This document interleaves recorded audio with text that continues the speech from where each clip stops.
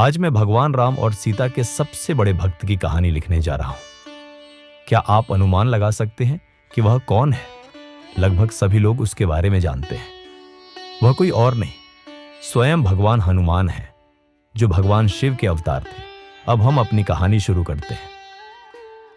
एक बार की बात है, जब भगवान हनुमान सुग्रीव और उनके दोस्तों के साथ जंगल में रहते थे। एक दिन सुग्रीव के आदेश पर हनुमान अपने एक दोस्त शंखचंद के साथ सभी के लिए भोजन ढूंढने जंगल में गए। शंखचंद एक वानर था जो सुग्रीव की गुफा के पास जंगल में रहता था और हनुमान का दोस्त बन गया था। दोनों ने मिलकर भोजन की खोज शुरू की, जो आमतौर पर फल होते थे। वे जंगल में बहुत दूर तक गए, लेकिन उन्हें कुछ भी नहीं मिला। थक जाने पर हनुमान ने एक पेड़ पर थोड़ी देर आराम करने का फैसला किया। शंखचंद ने हनुमान से कहा, मैं पास के तालाब से पानी पीने जा रहा हूं, तुम यहां रुको, मैं वापस आऊंगा, फिर हम आगे बढ़ेंगे। हनुमान ने कहा ठीक है, और पेड़ पर बैठकर भगवान राम का नाम जपने और उनके ध्यान में लीन हो गए। भगवान राम का नाम जपते हुए हनुमान पूरी तरह आनंदित और उत्साहित हो गए। अचानक शंखचंद लौटा और बोला, तुम पेड़ पर क्या कर रहे हो? हनुमान ने जवाब दिया, कुछ नहीं, बस भगवान राम का नाम जप रहा हूं। उसके दोस्त ने पूछा, भगवान राम कौन है? मैंने उनका नाम नहीं सुना। हनुमान ने कहा, वे स्वयं भगवान विष्णु के अवतार हैं, जो लोगों के कल्याण के लिए धर्म, ज्ञान और सदाचार स्थापित करने हेतु पृथ्वी पर जन्मे थे।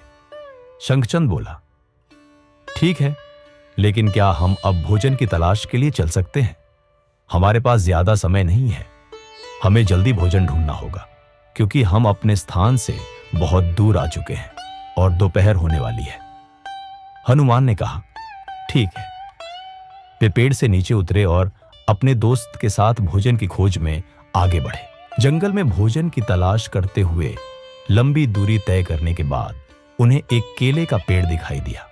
वे बहुत खुश हुए, ये सोचकर कि अब वे सभी के लिए रात के भोजन के लिए केले ले जा सकेंगे। लेकिन इसमें एक रहस्य था। वह केले का पेड़ संदिग्ध लग रहा था। यह असामान्य रूप से चमक रहा था और केले पत्तियों के विपरीत दिशा में लटक रहे थे, जो सामान्य नहीं था। हनुमान को शक हुआ और वे पेड़ को ध्यान से देखने लगे। इस बीच भूखा शंखचंद उस पेड़ से केले खाने के लिए आगे बढ़ा। हनुमान ने उसे तुरंत रोका और कहा, ये केले सामान्य नहीं लगते और खाने व लेने के लिए बहुत संदिग्ध है। हमें इस पेड़ से केले नहीं लेने चाहिए। शंखचंद भूखा था और खाना चाहता था, लेकिन हनुमान की बात मानकर रुक गया। पास ही हनुमान को एक छायादार पेड़ मिला।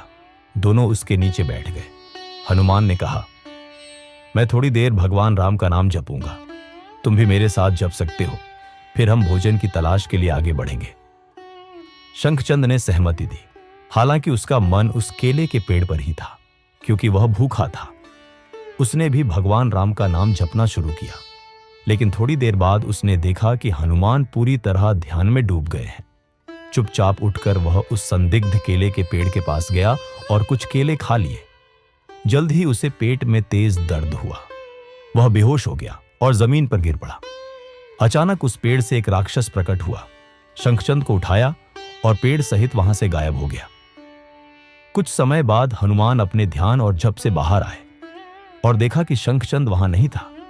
उन्होंने सोचा, शायद वह उस संदिग्ध पेड़ के पास केले खाने गया होगा। हनुमान वहां पहुंचे, लेकिन पेड़ गायब था। हैरान होकर उन्होंने चारों ओर देखा, पर न तो वह चमकता केले का पेड़ मिला और न ही उनका दोस्त जंगल में दिखा। हनुमान की अपने दोस्त को ढूंढने की यात्रा हनुमान ने उस स्थान के पास अपने दोस्त का नाम पुकारना शुरू किया, जहां केले का पेड़ था, और वहां कुछ वानरों से पूछा, लेकिन कोई सुराग नहीं मिला। उस स्थान पर लौटकर उन्होंने हर जगह ध्यान से देखा और अंततः कुछ असामान्य पाया। फिर से अपने दोस्त का नाम पुकारा। अचानक एक पेड़ से आवाज आई, जहां एक कौवा बैठा था। कौवे ने कहा, मुझे पता है कि तुम्हारा दोस्त कहां गया, मैं तुम्हें बताऊंगा। हनुमान ने ऊपर देखा, कौवे को प्रणाम किया और पूछा, क्या तुम्हें पता है कि मेरा दोस्त कहां है? कौवे ने जवाब दिया, हां। हनुमान ने विनती की, कृपया मुझे बताओ। कौवे ने समझाया, वह केले का पेड़ जो कुछ देर पहले यहां था, एक राक्षस का भ्रम था। मैंने देखा कि तुम्हारा दोस्त यहां आया, उसने केले खाए और बेहोश हो गया। फिर एक राक्षस उस पेड़ से प्रकट हुआ, तुम्हारे दोस्त को अपनी गोद में उठाया और उसके साथ गायब हो गया। हनुमान ने पूछा, क्या तुम्हें पता है कि वह राक्षस उसे कहां ले गया? कौए ने कहा, इस जंगल में सभी एक राक्षस से आतंकित है जिसका नाम घाघुड़ी भस्म है। वह एक ब्रह्मजाल रचने वाला है। उसने यहां कई जानवरों को परेशान किया और मार डाला, और हम सब उसके आतंक से डरे हुए हैं। हनुमान ने पूछा, वह कहां रहता है? कौए ने जवाब दिया, वह खांड भवनी की अंधेरी गुफा में रहता है, जो जंगल का एक खतरनाक और राक्षसी स्थान है। वह अपने राक्षस मित्रों के साथ वहां रहता है, और जब भी वह किसी को पकड़ता है, वह उनके लिए भोजन बन जाता है। हनुमान ने पूछा, वह स्थान कहां है? कौए ने कहा, यहां से 30 किलोमीटर उत्तर में है। एक नदी आएगी और उसे पार करने के बाद 10 किलोमीटर दक्षिण में जाना होगा। हनुमान ने घोषणा की, मैं अपने दोस्त को बचाने के लिए खांड भवनी की गुफा जाऊंगा और उसे वापस लाऊंगा। कौए ने चेतावनी दी, यह आसान नहीं होगा। उसके राक्षस मित्र तुम्हें रोकने और हमला करने की कोशिश करेंगे। हनुमान ने कहा, चिंता मत करो, भगवान राम मेरे साथ हैं। मैं निश्चित रूप से अपने दोस्त को वापस लाऊंगा। कौए ने कहा, ठीक है। जय श्री राम का जाप करते हुए हनुमान ने खांड भवनी भगवान हनुमान की खांड भवनी की अंधेरी गुफा की यात्रा हनुमान अपने दोस्त को बचाने के लिए तेजी से निकल पड़े। पूरी यात्रा के दौरान मन ही मन भगवान राम का नाम जपते रहे। वे उस नदी तक पहुंचे जिसे पार करना था, लेकिन वहां एक बड़ी चुनौती थी। नदी पार करना आसान नहीं था। नदी में राक्षस छिपे थे जो घाघुड़ी भस्म के आदेश पर किसी को भी पार नहीं करने देते थे। हनुमान नदी के किनारे खड़े होकर उसे देखने लगे। नदी की चौड़ाई लगभग 4 से 5 किलोमीटर थी और उन्हें तैरकर ही पार करना था। सुबह से भोजन न करने के कारण यह और भी कठिन था, लेकिन उन्होंने अपने दोस्त को हर हाल में बचाने का संकल्प लिया।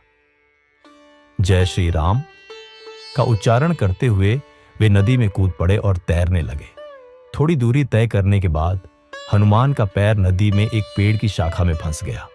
उन्होंने उसे छुड़ाने की कोशिश की, जोर लगाकर खींचा, लेकिन जितना वे कोशिश करते, शाखाएं उन्हें और जकड़ती गईं। रुककर सोचने के बाद उन्होंने अपने शरीर को ढीला छोड़ दिया और शाखाओं को पूरी तरह से अपने चारों ओर लपेटने दिया। जब उनका शरीर पूरी तरह शाखाओं से ढक गया, तो हनुमान ने एक योजना बनाई। भीतर से शाखाओं को तोड़ते हुए वे पेड़ की जड़ों तक पहुंचे। जय श्री राम की जोरदार हुंकार के साथ उन्होंने पेड़ को जड़ से उखाड़ दिया और शाखाओं को अपने हाथों से नष्ट कर दिया। अचानक उनके सामने एक दिव्य आत्मा प्रकट हुई और प्रणाम करते हुए बोली, धन्यवाद हनुमान, मैं इस दिन का बहुत समय से इंतजार कर रही थी। तुम ही मुझे इस रूप से मुक्त कर सकते थे। बहुत समय पहले एक आशी ने मुझे मेरी गलती के लिए शाप दिया था। जब मैंने माफी मांगी और मुक्ति का उपाय पूछा, तो उन्होंने कहा कि भगवान राम के पृथ्वी पर अवतार लेने पर भगवान शिव के अवतार हनुमान मुझे मुक्त करेंगे। धन्यवाद हनुमान। मैं उस राक्षस के अत्याचार से पीड़ित थी जिसने मुझे उसके साथियों को छोड़कर किसी को भी नदी पार न करने देने का आदेश दिया था। मैं बस उसका पालन कर रही थी। ये पूरा जंगल उसके अत्याचार से त्रस्त है। उसने अपनी भय फैलाने के लिए कई निर्दोष प्राणियों को मार डाला। तुम ही उसे मारकर इस जंगल को उसके अत्याचार से मुक्त कर सकते हो। हनुमान ने कहा, ठीक है, और उस दिव्य आत्मा को प्रणाम किया। आत्मा ने कहा, सावधान रहना, यह नदी मगरमच्छों और विशाल मछलियों के रूप में राक्षसों से भरी है। तुम्हें उनसे लड़ना और उन्हें मारना होगा, तभी तुम नदी पार कर सकोगे। इसके बाद खांड भवनी की गुफा की ओर जाते समय 2 रक्षक राक्षस तुम्हारा सामना करेंगे। उनके पास रहस्यमयी शक्तियां हैं और वे तुमसे लड़ेंगे। उन्हें हराने के बाद ही तुम घाघुड़ी भस्म तक पहुंच सकोगे, जिसके पास भी वरदान और रहस्यमयी हथियार है। गुफा तक का रास्ता बहुत कठिन होगा। हनुमान ने कहा, मैं अपने दोस्त को उस राक्षस से हर हाल में वापस लाऊंगा और भगवान राम की कृपा से उसे मार डालूंगा। जय श्री राम। इसके बाद वह दिव्य आत्मा गायब हो गई। हनुमान ने नदी में तैरना शुरू किया। उन्हें मगरमच्छों, मछलियों और अन्य रूपों में कई राक्षस मिले। जय श्री राम का जाप करते हुए उन्होंने नदी के हर राक्षस को मार डाला और तेजी से दूसरी ओर पहुंच गए। नदी पार करने के बाद खांड भवनी की गुफा की ओर हनुमान की यात्रा। जय श्री राम का जाप करते हुए हनुमान तेजी से गुफा की ओर बढ़े। रास्ते में उन्हें एक विशाल पत्थर मिला, जिसमें से गुजरने के लिए केवल एक छोटा छेद था। किसी तरह वे उस छेद से गुजरे, लेकिन दूसरी ओर वही पत्थर फिर दिखाई दिया। समझते हुए कि यह एक भ्रम है, हनुमान रुके, जय श्री राम का जाप किया और एक योजना बनाई। उन्होंने राक्षसों का मजाक उड़ाते हुए जोर से कहा, ये राक्षस कितने मूर्ख हैं। खुद को शक्तिशाली और चतुर कहते हैं, फिर भी मुझ जैसे साधारण वानर से डरते हैं और इस भ्रम के पत्थर को बनाया है।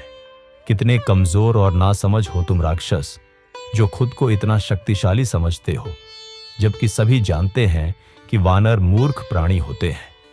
पत्थर से एक आवाज गूंजी, हम राक्षस कमजोर या मूर्ख नहीं हैं, हम हमेशा शक्तिशाली और मजबूत हैं। एक राक्षस पत्थर से प्रकट हुआ और पत्थर गायब हो गया। राक्षस ने तंज कसा, अरे मूर्ख वानर, तू यहां कैसे पहुंचा? तूने उस नदी को कैसे पार किया? हनुमान ने कहा, मैं तैर कर पार आया। राक्षस ने पूछा, कैसे? वहां तो ढेर सारे राक्षस पहरे पर थे। हनुमान ने कहा, मैंने उन सभी को मार डाला। क्रोधित होकर राक्षस चिल्लाया, कैसे हिम्मत की? तूने मेरे सभी साथियों को मार डाला, अब मैं तुझे मारूंगा। हनुमान मुस्कुराए और बोले, मूर्ख, तू मुझे कैसे मारेगा? जय श्री राम का जाप करते हुए लड़ाई शुरू हुई। राक्षस ने अपने दिव्य हथियारों से हमला किया, लेकिन हनुमान ने अपनी गदा से हर हथियार को नष्ट कर दिया। गुस्से में राक्षस ने एक रहस्यमयी हथियार निकाला, जिसने हनुमान के शरीर और गदा को रस्सियों से जकड़ लिया। हनुमान ने छूटने की बहुत कोशिश की, लेकिन सफल नहीं हुए। राक्षस जोर से हंसा और ताना मारा, अब बता, मूर्ख कौन है? तू एक मूर्ख वानर, जो यहां अपनी जान जोखिम में डालने आया। हनुमान ने खुद को शांत किया, अपनी शक्ति संजोई और जय श्री राम कहकर रस्सियों को तोड़ दिया। राक्षस की ओर दौड़ते हुए उन्होंने उसके दोनों हाथ काट दिए। दर्द से चीखते राक्षस को हनुमान ने एक ही घूंसे से सिर पर मारकर मार डाला। जय श्री राम, वे बोले। राक्षस की आत्मा प्रकट हुई और बोली, धन्यवाद हनुमान, मुझे इस राक्षसी रूप से मुक्त करने के लिए। मैं 2 युगों से तुम्हारा इंतजार कर रही थी, जो आज दुर्वासा के शाप के कारण यह रूप लेना पड़ा था। अब अपने लक्ष्य की ओर बढ़ो, लेकिन सावधान रहो। घाघुड़ी भस्म का पसंदीदा साथी काकोटिसुर उसकी रक्षा करता है। वह एक खतरनाक राक्षस है, जो गिरगिट की तरह रूप और रंग बदल सकता है और एक जगह से दूसरी जगह तेजी से जा सकता है। घाघुड़ी भस्म को भगवान महादेव से वरदान मिला है कि वह एक बार में अपनी मुंह से सभी दिशाओं में आग निकाल सकता है, गायब हो सकता है और भ्रम पैदा कर सकता है। सावधान रहना, उसे केवल उसके पैरों के निशान से हराया जा सकता है। जहां वह खड़ा होता है, वहां जमीन काली या राख जैसी हो जाती है। उसके पैरों पर हमला करके तुम उसके भ्रम को तोड़ सकते हो। हनुमान ने आत्मा को धन्यवाद दिया, जय श्री राम का जाप किया और अपनी यात्रा आगे बढ़ाई। तेजी से चलते हुए हनुमान गुफा के पास पहुंचे। तभी एक आवाज ने उन्हें रोका, तू कौन है? यहां कैसे पहुंचा? आज तक कोई इंसान या जानवर यहां नहीं आया, बता तू कौन है? हनुमान ने कहा, मेरे रास्ते में राक्षस आए, लेकिन श्री राम की कृपा से मैंने सभी को मार डाला। जय श्री राम। आवाज ने तंज कसा, तूने ऐसा कैसे किया? तू कोई असाधारण वानर लगता है, लेकिन ठीक है, यहां तक पहुंच गया है तो अब तू मेरा शिकार बनेगा। मैं तुझे छोड़ूंगा नहीं। अचानक सभी दिशाओं से हथियारों का हमला शुरू हुआ। हनुमान ने अपनी गदा से उन्हें रोका, राक्षस की तेज गति को देखते हुए, जो बार बार गायब हो रहा था। एक बड़े पत्थर के पीछे छिपकर हनुमान ने उसकी हमले की शैली को समझने की योजना बनाई। राक्षस चिल्लाया, कहां छिपा है कायर? बाहर आ, मैं तुझे आज छोड़ूंगा नहीं। और राक्षसी स्वर में हंसा। हनुमान ने सोचा कि वे राक्षस के हमले की दिशा को देखेंगे और उसकी अगली चाल का अनुमान लगाकर हमला करेंगे। जय श्री राम का जाप करते हुए वे एक हाथ में पत्थर और दूसरे में गदा लेकर बाहर आए। राक्षस की गति को देखते हुए उन्होंने उसकी अगली चाल का अनुमान लगाया और गदा से हमला किया। काकोटिसुर नीचे गिर पड़ा। हनुमान तेजी से उसके पास गए और उसकी टांगें गदा से तोड़ दी। चीखते हुए राक्षस को हनुमान ने उसकी गर्दन और बाहों पर प्रहार कर मार डाला। जय श्री राम, वे बोले। यह आवाज गुफा में घाघुड़ी भस्म के कानों तक पहुंची। वह बाहर आया, काकोटिसुर का मृत शरीर देखा और गुस्से में चिल्लाया, किसने उसे मारा? मैं तुझे छोड़ूंगा नहीं, बाहर आ। हनुमान छिपे हुए थे और बोले, मैं तेरा काल हूं। घाघुड़ी भस्म ने गुस्से में कहा, बाहर आ कायर। जय श्री राम का जाप करते हुए हनुमान उसके सामने आए। राक्षस ने उन्हें घूरते हुए कहा, अरे वानर, तू यहां कैसे पहुंचा? तुझे किसने आने दिया? हनुमान ने कहा, तेरे साथियों ने मुझे रोकने की कोशिश की, लेकिन मैंने सबको मार डाला। क्रोधित होकर घाघुड़ी भस्म बोला, तू यहां क्यों आया? तूने सबको क्यों मारा? तू कोई साधारण वानर नहीं लगता। हनुमान ने कहा, तूने आज मेरे दोस्त को जंगल से पकड़ा। मुझे तेरे बारे में पता चला, इसीलिए मैं उसे वापस लेने आया। घाघुड़ी भस्म ने तंज कसा, क्या तुझे अपनी जान की परवाह नहीं? तू अपने वानर दोस्त के लिए यहां आया। वह गुफा में है और आज रात मैं तुम दोनों को मारकर स्वादिष्ट भोजन करूंगा। जय श्री राम का जाप करते हुए दोनों के बीच लड़ाई शुरू हुई। वे अपने हथियारों से एक दूसरे पर जोरदार हमले कर रहे थे। एक समय हनुमान ने घाघुड़ी भस्म के हथियार छीन ली और हमला करने वाले थे, लेकिन राक्षस अपने भ्रम से गायब हो गया। वह सभी दिशाओं से आग उगलने लगा। हनुमान ने अपनी गदा से खुद को बचाया और एक पत्थर के पास छिप गए। वहां बैठकर उन्होंने उसके भ्रम को तोड़ने और उसके पैरों पर हमला करने की योजना बनाई।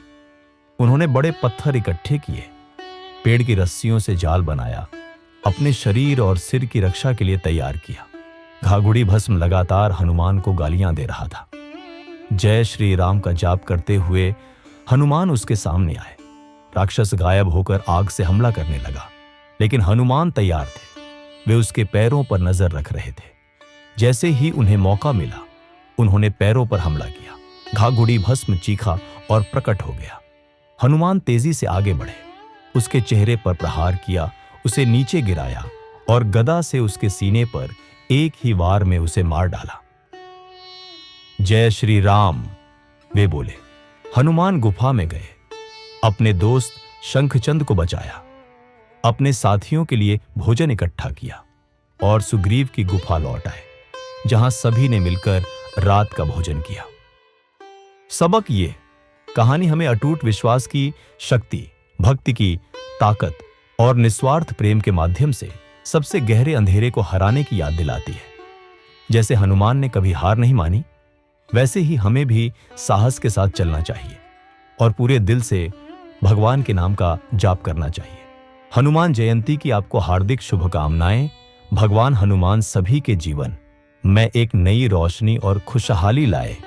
जय श्री राम।